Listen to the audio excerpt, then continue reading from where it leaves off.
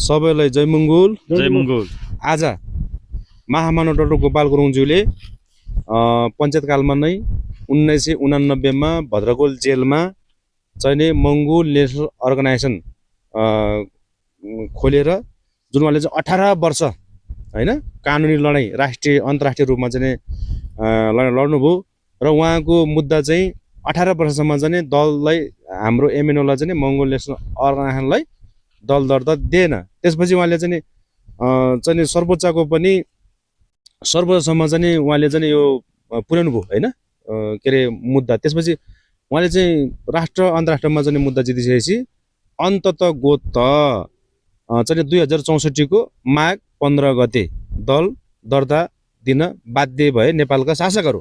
त्यसैले आज चाहिँ उहाँले चाहिँ त्यो भद्रकोल जेलमा चाहिँ कैदी बन्दीको बीचमा चाहिँ फुल धूपबत्ती बालेर हैन उहाँले चाहिँ घोषणापत्र जुन घोषणापत्र हामीले चाहिँ अहिले निर्वाचनको बेलामा चाहिँ बोकेर हिँड्दैछौँ त्यो घोषणापत्र अनि जय मङ्गोलको स्यालुट हैन अनि चाहिँ विधान र यो झन्डा हाम्रो चाहिँ खुकुरी तारा अङ्कित चाहिँ दलको झन्डा चाहिँ उहाँले चाहिँ त्यसलाई घोषणा गरेर उहाँले चाहिँ दल दर्ता चाहिँ खोल्नुभयो र आजकै दिन हैन माघ 15 गते 2064 मा चाहिँ यहाँको चाहिँ शासकहरूले चाहिँ दललाई दर्ता दिन बाध्य भइसकेपछि त्यसको अलिकति ब्याकग्राउन्डमा बताउँ।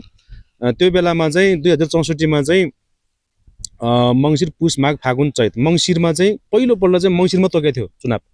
तर मङ्सिरमा चाहिँ चुनाव हुन कसरी सकेन त्यो चुनाव कसरी सर्यो भन्दाखेरि उहाँले चाहिँ अन्तर्राष्ट्रिय जगतमा चाहिँ उहाँले चाहिँ अङ्ग्रेजीमै निर्वाचन आयोगमा गएर यो चाहिँ अहिले पनि यहाँ चाहिँ हैन जुन के अरे विगत कालदेखि नै पञ्चायतदेखि नै अथवा 2007 सालदेखि नै त्यही दुईटा चाहिँ शक्ति चाहिँ राजावादी र अर्को चाहिँ नामध्येको बहुदलवादीहरूको बिचको चाहिँ मात्रै दलले मात्रै लड्ने चुनाव। यहाँ चाहिँ 80% मूलवासी मङ्गोलहरूको प्रतिनिधित्व गर्ने मङ्गोल नेसनल अर्गनाइजेसनले दल दर्ता पाएको छैन।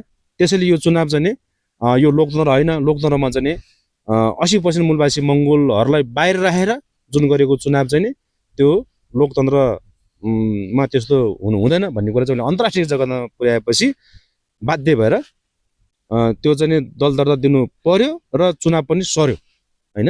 64 को मङ्सिरमा तोकेको चुनाव चैतमा सर्यो हैन।